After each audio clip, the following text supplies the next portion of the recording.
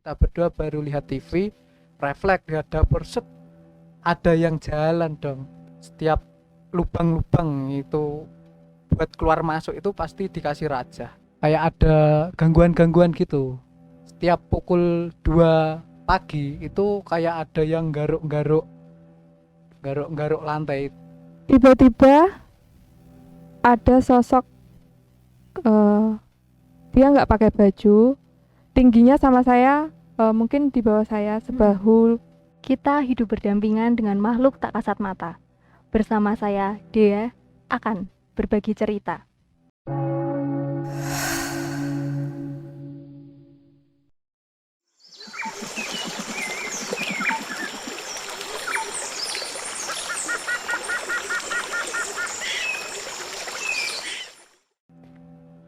Di video kali ini kita kedatangan narasumber dari jauh, dari Sumatera Selatan. Selamat malam, Noyo dan Ade. Malam. Selamat malam. Selamat malam. Noyo dan Ade, perkenalan dulu dong sama teman-teman Unfocus. Noyo sama Ade ini siapa, dari mana? Nama saya panggil aja si Noyo, biasanya dipanggil Noyo. Saya berasal dari Batu Raja, Sumatera Selatan, tapi saya sudah tinggal di Jawa sejak 2013. Oke. Perkenalkan, saya Ade dari Salatiga. Oke. Udah itu aja. Terima kasih Ade sama Noyo udah mau memenuhi panggilan kita buat kita tanya-tanya nih di video Unfocus kali ini. Nah, ini katanya nih, menurut cerita, katanya Noyo sama Ade tuh punya pengalaman mistis banyak banget ya, Lumayan banyak dan menguras. tenaga. Iya, betul. Diceritain dong sama teman-teman Unfocus, cerita mistisnya Noyo tuh gimana gitu. Yang mulai dari mana? Dari mana aja? Oh, ya. Ya, ini kisahnya sudah lama sih, saya alamin. Jadi dulu saya tidak percaya yang namanya hal-hal yang goib seperti itu. Tapi setelah kejadian ini, saya meyakini kalau kita itu hidup berdampingan dengan makhluk, entah makhluk astral atau sebagainya. Itu memang benar-benar ada menurut pengalaman pribadi saya. Jadi semua itu bermula sejak saya kuliah di Salatiga.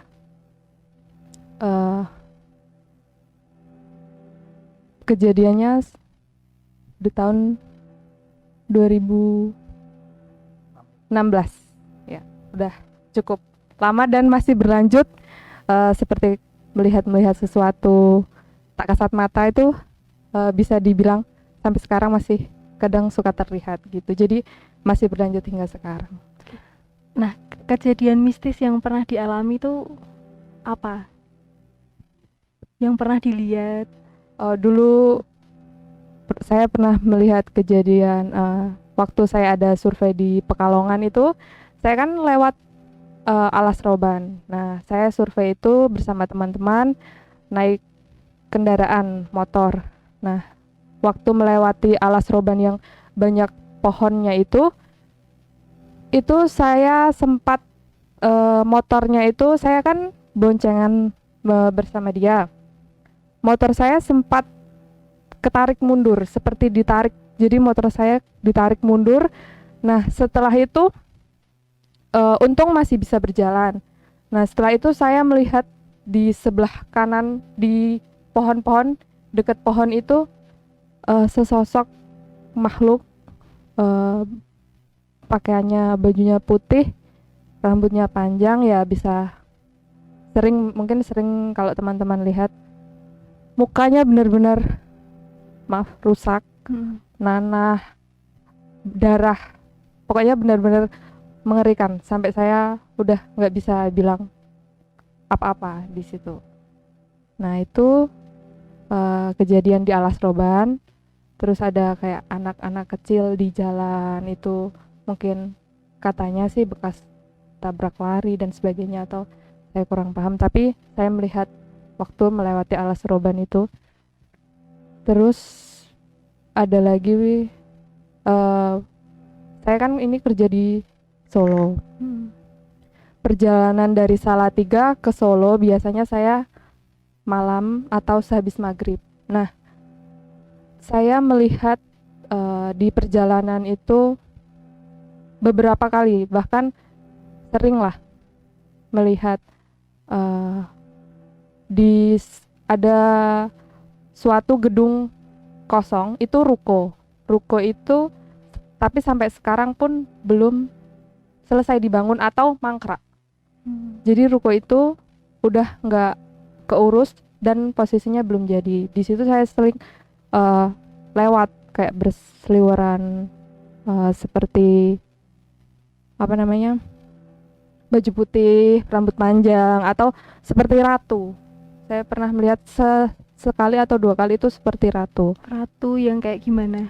Bisa Iya, deskripsi? ratu seperti dalam kayak pewayangan sih lebih tepatnya, kayak Jadi pakai kayak pakaian Jawa, Jawa, gitu. iya, adat Jawa, kayak wayang dia pakai apa namanya yang melengkung di sini, pakai ada selendangnya, seperti itu, kayak di lakon wayang sih. Nah, terus pernah suatu ketika saya melihat, tapi ini nggak sering sih, ini cuma beberapa kali, tapi kalau yang di gedung itu saya sering lihat berseliweran itu, yang sebelah kiri di dekat sebelum jembatan, pokoknya ada salah satu jembatan itu saya melihat ada 3 pilar itu ada yang jaga pakai pakaian prajurit. Saya tidak tahu di situ entah ada jalan menuju istana, seperti kayak itu pilar dijaga oleh penjaga istana entah atau bagaimana. Saya juga nggak melihat yang istana atau dan sebagainya. Saya hanya melihat 3 pilar itu berdiri dan dijaga sama penjaga pakai rompi prajurit seperti itu. Nah, ada lagi juga saya pernah melihat lorong. Jadi arah mau ke Solo itu sebelah kiri, kalau siang saya kan memastikan apakah benar yang mata saya lihat ini ada jalan ke situ atau itu hanya ilusi aja. Nah, saya pastikan siang saya nggak melihat, kadang malam pun saya nggak melihat, tapi sekali 2 kali saya melihat jalan itu. Kadang saya penasaran apa yang akan terjadi jika saya mengikuti jalan ke lorong itu. Tapi pernah ketarik nggak pengen masuk gitu? Rasa penasaran ingin masuk ke jalan itu, tapi jangan berbahaya. Saya juga pernah bertanya kepada Ade, bodoh kalau kamu masuk ke situ. Tapi Ade juga lihat jalannya itu. Kalau aku nggak lihat sih. Jadi cuman berdasarkan ceritanya Iya. Noyo aja. Setiap kali dia melihat sesuatu itu aku nggak lihat gitu. Tapi kadang aku bisa merasakan. Terus ceritanya yang di alas roban tadi itu saya ceritakan.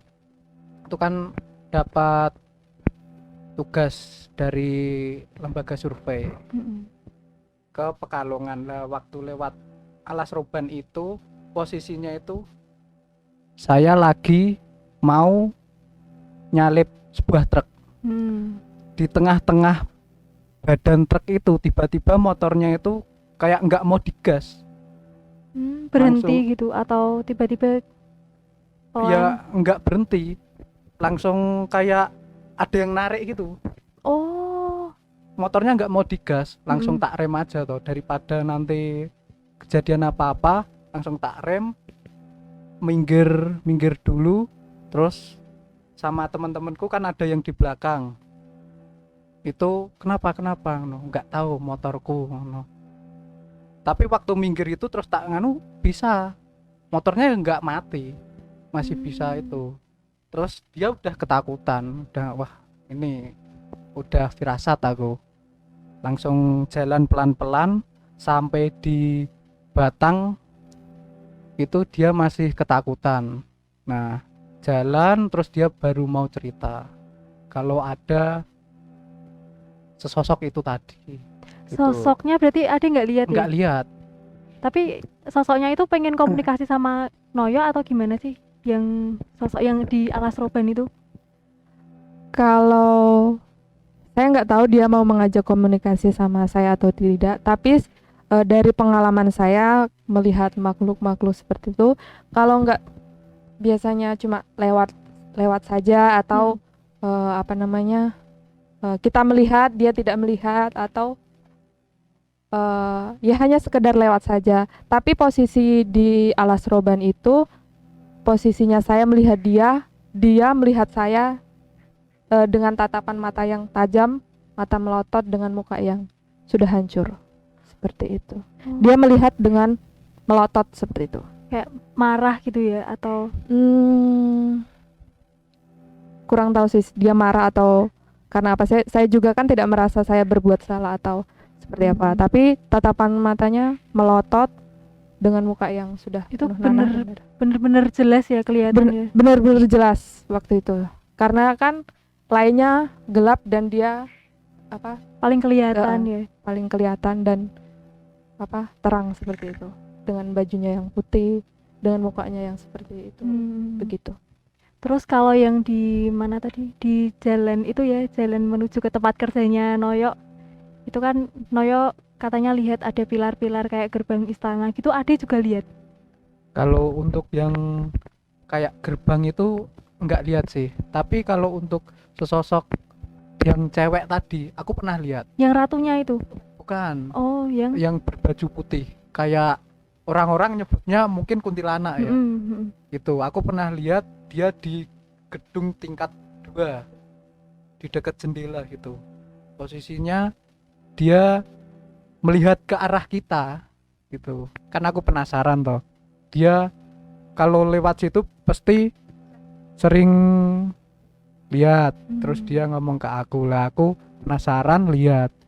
Kok aku pas lihat itu ada sosok perempuan itu. Padahal itu ruko-ruko itu emang mangkrak, nggak ada yang nempatin sama sekali itu. Oh, berarti memang ada gitu. Berarti kejadian yang Noyo lihat, yang Noyo alami, Ade cuma tahu karena ceritanya Noyo ya. Sebagian besar ya, beberapa ada yang benar-benar lihat sendiri. Pernah melihat, tapi seringan hanya saya yang lihat begitu. Nah, Noyo tuh punya kemampuan memang buat ngelihat itu atau gimana tuh? Nggak ada sama sekali. Nggak Berarti ada. dari kecil pun nggak pernah lihat? Nggak pernah, dan dari kecil pun saya kurang percaya, bahkan nggak percaya yang seperti itu. Bahkan ada sesuatu kejadian apa, misalnya ada hantu di situ, bukannya saya pergi, malah saya datangin. Karena penasaran dan terhitung saya orangnya berani kalau dulu. Sekarang setelah melihat yang seperti itu, jadi agak penakut. Nah, itu kok bisa tiba-tiba sekarang Noyo itu bisa ngelihat, terus bisa bahkan interaksi ya? Interaksi juga. Itu awal mulanya tuh gimana sih? Mungkin awal mulanya itu kejadiannya tuh berawal dari kontrakan sih. Nah, itu mungkin lebih jelasnya awal mula kejadiannya kenapa bisa seperti itu mungkin diceritakan dengan Mas Ade. Jadi awal mula itu sekitar tahun 2016. Saya dan teman-teman itu kan mengontrak. Waktu kuliah itu ngontrak di daerah Salatiga. Itu pertama kali datang itu kayak ada gangguan-gangguan gitu. Setiap pukul 2 pagi itu kayak ada yang garuk-garuk lantai. Itu kan 2 tingkat. Di lantai 2 itu kan lantainya itu dari kayu. Lah setiap jam 2 itu pasti ada yang garuk-garuk itu kayak gini-gini, pakai kuku. kalau kucing kayak nyakar-nyakar gitu loh. Terus ada suara raungan-raungan gitu. Raungan manusia gitu.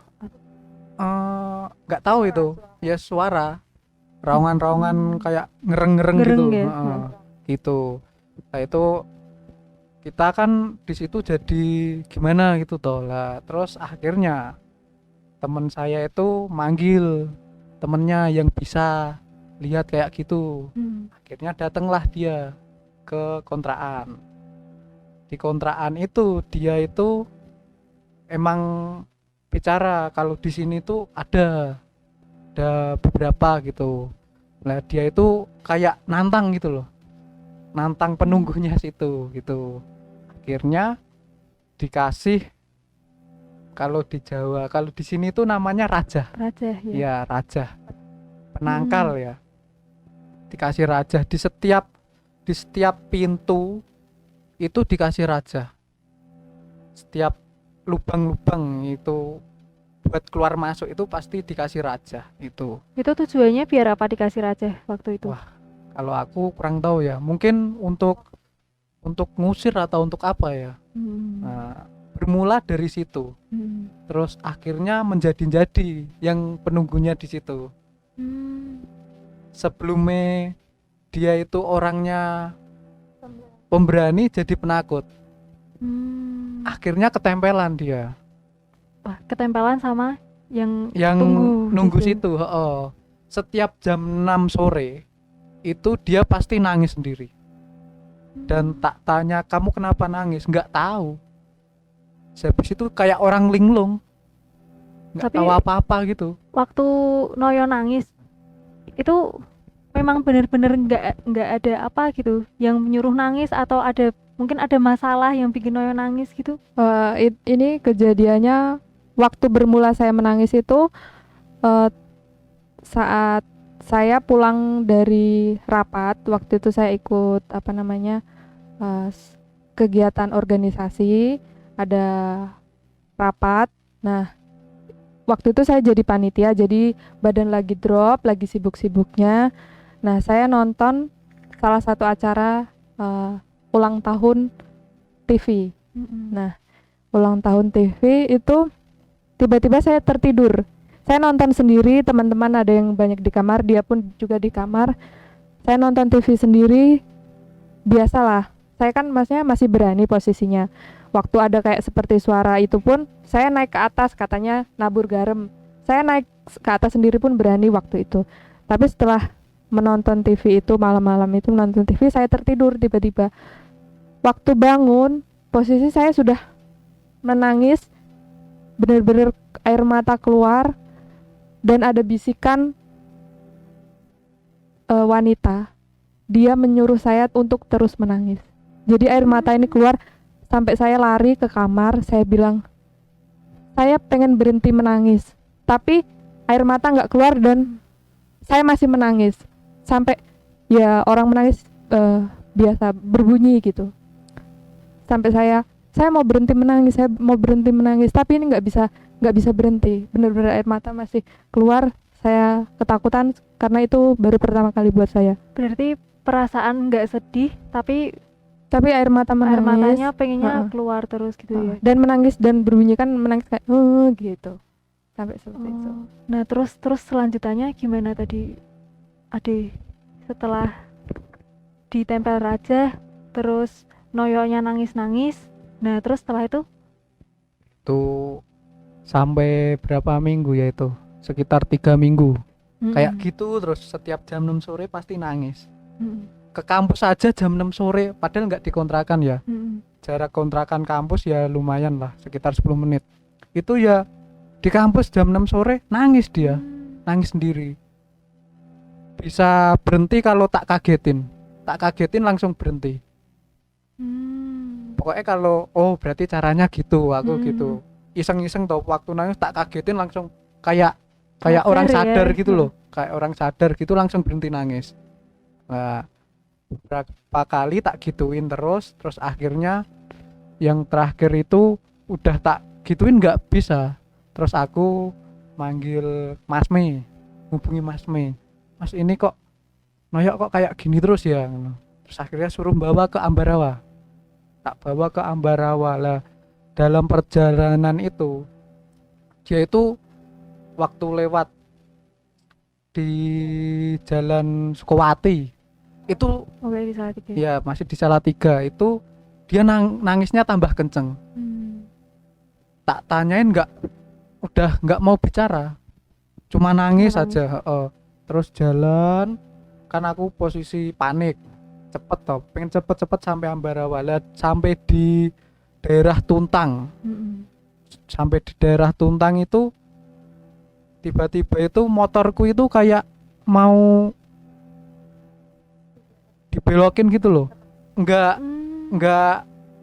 nggak pengen ke kanan tapi kok stangnya itu nganan-nganan Nganan sendiri. terus. Oh, posisinya itu di kanan jalan itu ada truk Oh, oke. gitu, posisinya di sebelah kanan itu ada truk. Wah, langsung kan jadi gimana toh, langsung aku pelan-pelan berhenti, minggir, stangnya tak gini-gini, nggak ada ya masalah gitu loh.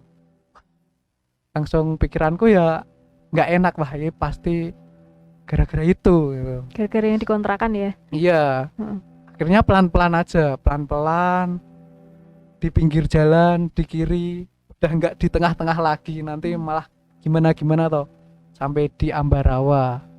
Terus akhirnya ketemu sama Mas Me, dia dikasih teh. Kondisinya itu tehnya itu panas, baru dibikin panas. Itu biasanya kan dia nggak suka teh, itu langsung diminum sampai habis. Dalam Aku ya- posisi panas. Dalam posisi panas, aku ya bingung. Biasanya nggak suka teh, kok ini langsung diminum sampai habis gitu. Akhirnya sambil diajak-ajak ngomong, terus sambil dipijitin tangannya itu, terus tiba-tiba dia teriak terus sadar. Terus loh, kok aku di sini? Berarti selama Lah ya, perjalanan itu. berarti selama perjalanan itu dia nggak sadar gitu Nah, loh. selama perjalanan yang Noyok rasain tuh Noyok lagi di mana, lagi apa gitu? Yang saya ingat waktu itu waktu di Jalan Sukowati, saya melihat kepala itu besar sekali. Mungkin dia di tembok, tapi hampir satu rumah, besar sekali. Terus rambutnya itu bergerai, tapi cuma kepala aja. Rambutnya bergerai, bergelombang, tidak panjang sih, cuma sebatas ini. Nah, setelah saya terkejut kan, takut melihat itu, ya saya nangis. Setelah itu saya tidak tahu, saya tahunya seperti kayak di langit, saya berjalan di pohon-pohon, di atas pohon. Jadi saya seperti berjalan di awan, tapi ada pohon daunnya kecil-kecil, nggak tahu itu saya pohon apa. Itu yang saya rasain. Terus tiba-tiba Udah ada di udah Ambarawa. ada di Ambarawa, dan lidah saya setelah itu kaku, perih. Nah, ternyata saya meminum air panas, ya, teh yang sangat panas. Oke, terus setelah dia minum teh panas, terus dia sadar kok udah ada di Ambarawa. Terus setelah itu kejadiannya gimana lagi tuh Adi? Ya itu belum selesai. Itu ternyata tak kira ya udah gitu, ternyata ya masih berulang lagi kayak gitu. Dan di suatu ya sore itu tiba-tiba dia nangis lagi, tapi itu nangisnya biasanya kan cuma nangis, ini sambil kesakitan, kakinya itu sakit. Nah itu terus aku akhirnya bilang sama bapakku, ini kok si Noyok kok kayak gini gitu, ketempelan, nggak sembuh-sembuh gitu toh. Terus akhirnya bapakku ngajak temennya ke kontrakan. Nah akhirnya di kontrakan itu diadakan mediasi itu kayak di dua dunia itu loh. Oke, jadi ada yang kayak dukun gitu ya, terus ada oke. Tapi itu bukan dukun. Oh, bukan dukun. Bukan dukun, itu kiai. Yang dibawa bapakku itu kiai. Itu ada mediatornya. Nah, itu yang pertama kali dimasukkan ke mediator itu danyangnya Pasar Sapi. Kenapa Oke. kok aku bisa tahu itu danyangnya pasar sapi, yang bapaknya itu bilang yang dimasukin danyangnya dulu itu, dia mau minta izin sama mau tahu siapa yang nunggu di sini gitu. Danyang itu kayak yang apa ya, kayak penunggu paling lama mungkin ya, atau bosnya mungkin ya. Iya, oke. Itu dimasukin lah di situ, terus dibilang, itu bilangnya pakai bahasa Jawa, yang nunggu di tempat sini itu siapa gitu, boleh nggak tak obrak-abrik, tak usir dari sini gitu, dia udah ganggu di sini gitu. Terus sama si danyangnya itu nggak dibolehin, dia nunggu di sini udah lama gitu, udah lama banget, jangan diusir gitu. Akhirnya kalau kan nggak disetujui, akhirnya nggak diusir. Terus akhirnya yang kedua yang dimasukin yang nunggu situ, waktu dimasukin itu dia gereng-gereng kayak orang marah gitu. Tangannya kan tangan manusia yang mediatornya itu kan biasa aja toh, aku lihatnya itu kayak kukunya panjang, terus tangannya itu kayak gimana ya, kayak wah susah dijelasin. Tangannya jadi beda gitu Iya, ya. tangannya jadi beda. Aku lihat aja, kok bisa kayak gitu gitu loh. Sebelumnya itu aku nggak percaya kayak gitu. Kayak di dunia itu tak kira settingan. Wah, ternyata aku lihat asli itu, oh, ternyata bener gitu loh. Itu waktu dimasukin, terus akhirnya dia gereng-gereng marah gitu. Terus ditanya, kamu kenapa kok ganggu di sini? Dia bilang, aku ora arep ganggu padangmu, kowe ya aja ganggu petengku. Berarti Bahasa Jawanya kayak gitu. aku tidak mau mengganggu terangmu, tapi Kamu ya kamu jangan ganggu gelapku gitu. Oke. Nah, dia nggak suka kalau di sini diganggu-ganggu gitu. Saya di sini punya aktivitas sendiri, kalian punya aktivitas sendiri. Kenapa kok dipasangin raja-raja kayak gitu? Gitu. Kenapa kok dipasangi kayak gitu? Jadinya dia nggak bisa keluar masuk seenaknya sendiri kayaknya. Waktu dia terakhir kayak gitu kan, dia bilang buka gitu. Buka tuh Noyo minta diambil rajanya atau Enggak. Kan ada bekas pintu tapi di tembok itu. Nah itu suruh buka, yang nggak ditempelin raja cuma di situ aja. Oh, jadi dia pengen keluar lewat situ. Oke. Gitu. Nah itu kan dia kayak suruh buka gitu loh. Nah, mungkin itu dia mau keluar gitu. Nah, terus akhirnya si bapak kiainya itu bilang, terus gimana caranya biar dia bisa sembuh gitu. Ya dia bilang, pokoknya jangan ganggu petengku, aku yo arep ganggu padangmu. Kuwi kabeh uculono. Minta dilepas Minta ya, dilepasin semua itu gitu. Akhirnya dilepasin semua, terus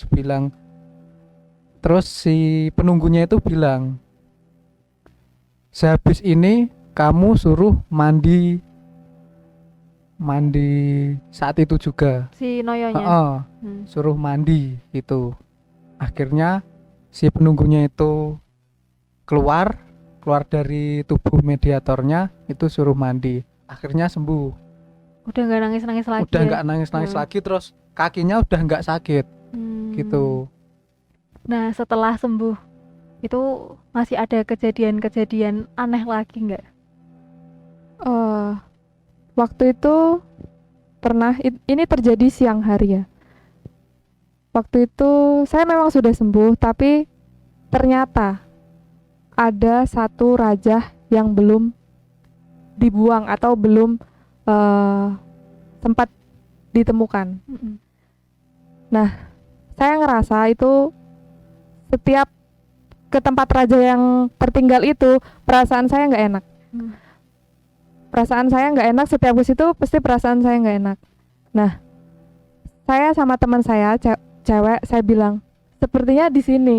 Terus yang menemukan teman saya itu ternyata ditaruh di bawah wastafel di dapur itu. Padahal waktu nempel rajanya Noyo sendiri nggak tahu ya. Saya sendiri nggak tahu, dan saya sendiri nggak tahu ternyata ditempel raja-raja seperti itu.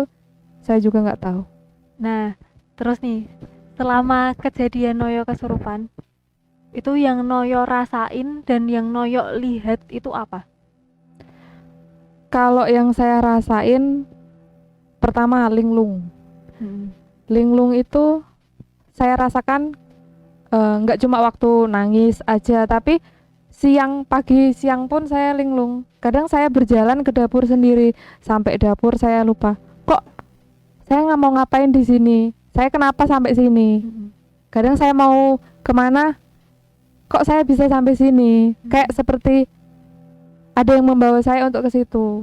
Nah, sering itu hampir setiap hari saya seperti itu. Sama setiap habis maghrib itu saya nangis. Nah, yang puncaknya yang terakhir itu paha saya sebelah kanan itu seperti ada yang mencengkram, kuat sampai merah. Nah, itu saya benar-benar nggak tahan, nangis sejadi-jadinya sampai ditolongin teman-teman saya. Kalau saya melamun dikit pasti udah nangis. Terus yang terakhir itu dipanggilin Pak Kiai itu. Oh, jadi setelah itu kejadiannya gimana, Noyo udah skip ya, nggak tahu gimana lagi gitu. Iya, paling kalau setelah itu ya masih sering terjadi hal-hal, tapi nggak sampai yang nangis-nangis itu, udah nggak pernah sih sehabis maghrib. Nah, terus nih Ade kan yang tahu banyak ya ceritanya Noyo, karena Noyo kan pasti skip ya kalau kesurupan. Udah linglung. Udah linglung. Udah linglung. Nah, setelah Noyonya sembuh, itu masih ada kejadian-kejadian aneh lagi ndak? Itu bermula dari setelah sembuh. Dia sebelumnya kan nggak bisa lihat kayak gitu. Akhirnya bisa lihat, kayak kebuka mata batinnya gitu loh. Tapi nggak yang terbuka sepenuhnya, nggak sampai berinteraksi gitu. Cuma dia bisa lihat apa gitu, seperti itu. Terus sehabis kejadian itu ya nggak apa ya, nggak langsung hilang di kontrakan itu. Emang masih si penunggungnya itu masih ada, apa ya, kayak Eksistensinya masih ada gitu masih ya? ada, masih ada gitu.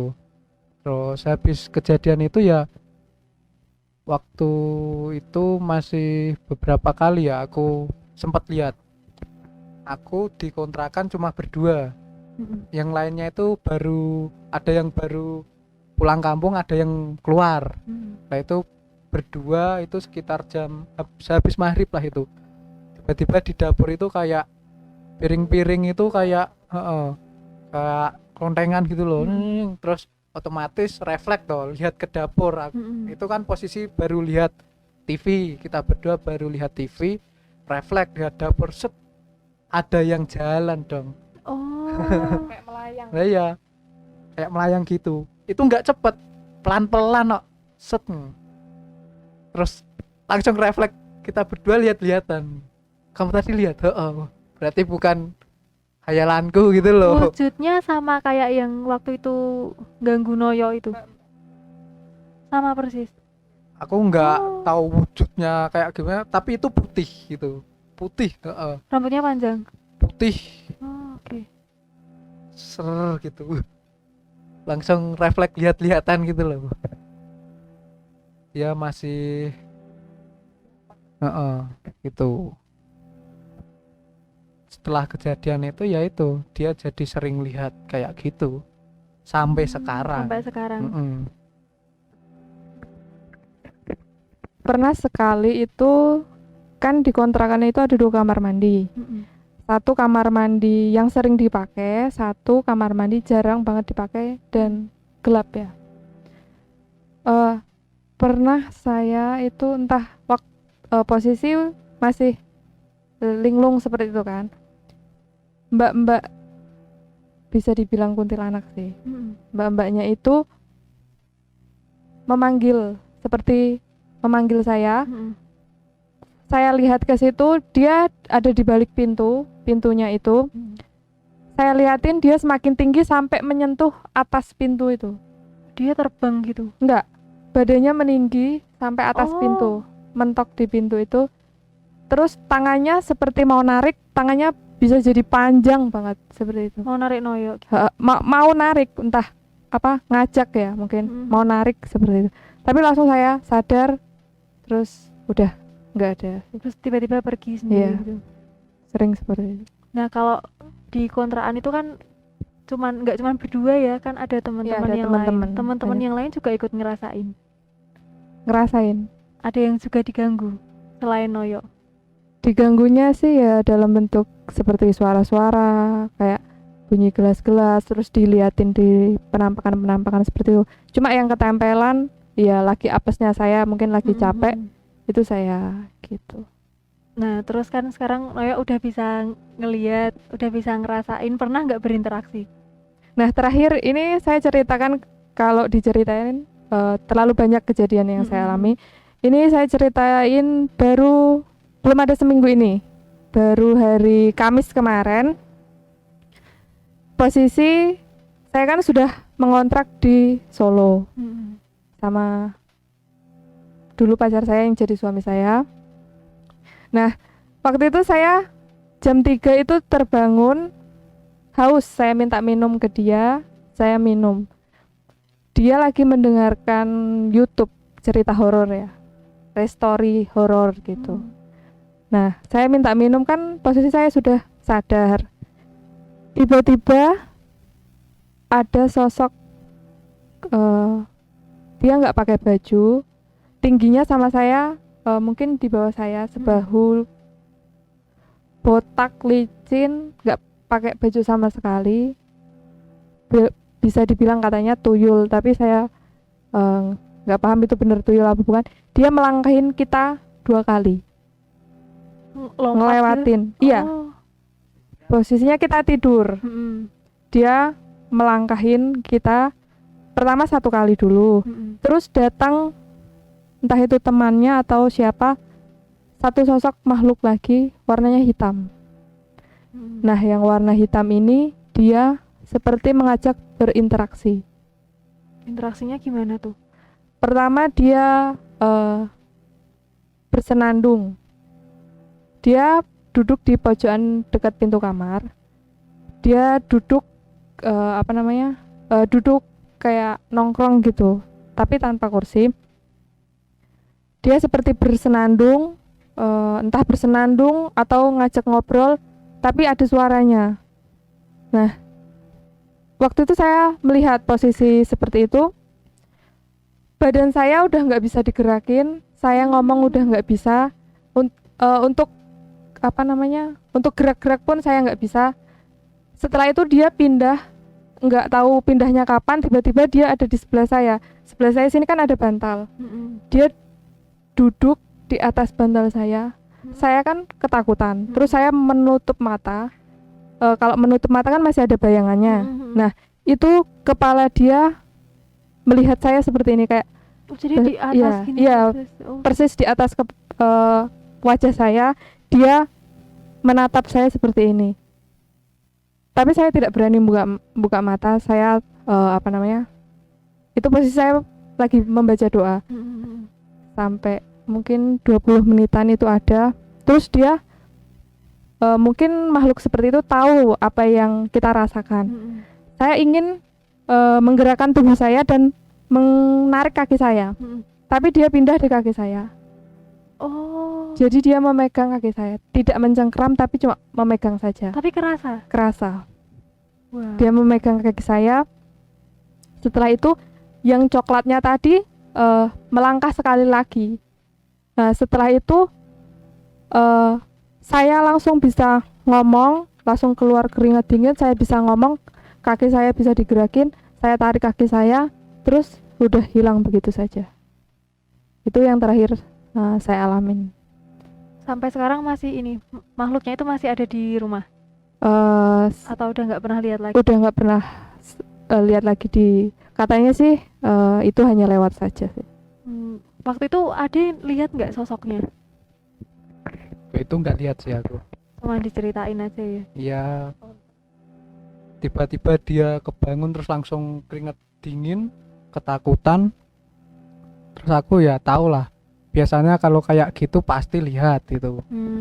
Akhirnya ya udah tak suruh nggak usah takut, kita manusia kan derajatnya lebih tinggi toh. Iya benar. Nah, nggak usah takut. Mungkin dia mau ngajak interaksi atau gimana gitu. Akhirnya kan itu kondisi jam 3 pagi itu aku juga belum tidur. Tak suruh tidur aku ya udah ngantuk gitu loh, udah ngantuk, nggak usah takut, doa, tidur gitu. Akhirnya ya udah gitu. Tapi perasaannya Ade gimana nih sekarang punya istrinya bisa ngeliat terus bisa ngerasain sering-sering diganggu gitu, perasaannya gimana? Ya ada rasa takut sih pastinya ada, karena aku kan ya nggak bisa lihat toh, nggak selalu, kadang cuma kebetulan bisa lihat gitu, tapi kan nggak selalu bisa. Pasti ada rasa takut, tapi ya harus berani lah. Nah, kalau Noyonya sendiri pengen tertutup seperti dulu lagi kah? Atau ya udah gini aja karena ini anugerah? Ya bisa dikata kalau melihat seperti ini bisa dibilang anugerah, bisa dibilang juga musibah. Kadang melihat seperti ini kan nggak semua orang bisa. Musibah juga kalau yang dilihat itu mukanya nggak semenarik orang-orang, jadi menakutkan. Nah itu bagi saya itu musibah. Anugerah juga ya seperti itu, karena semua orang nggak bisa merasakan apa yang saya rasakan. Kita jadi tahu keberadaan mereka keberadaan karena mau nggak mau kita kan hidupnya memang berdampingan sama mereka, jadi kita harus saling menghargai lah ya, bukan menuhankan tapi kita menghargai benar mereka. Ternyata saya setelah kejadian itu sadar ada makhluk lain yang hidup berdampingan dengan kita. Entah makhluk itu mungkin mempunyai kebiasaan, bahkan saya pernah dengar ada orang kesurupan gara-gara dia menginjak jemuran makhluk halus itu. Nah, pernah saya mendengar cerita itu. Itu kan konyol, mungkin konyol bagi kita, tapi percaya nggak percaya itu ada. Memang mereka ada ya. Benar, jadi percaya nggak percaya sih hal seperti itu ada di sekitar kita. Oke, terima kasih banyak buat Noyo dan Ade sudah mau berbagi cerita sama kita teman-teman di Unfocus. Untuk teman-teman yang masih ingin mendengarkan cerita-cerita mistis dari narasumber kita, teman-teman silakan like, komen, dan share atau nyalakan lonceng notifikasinya. Di sini kita berbagi cerita dan pengalaman, tetap waspada, mereka ada di sekitar kita. Tetap di Unfocus.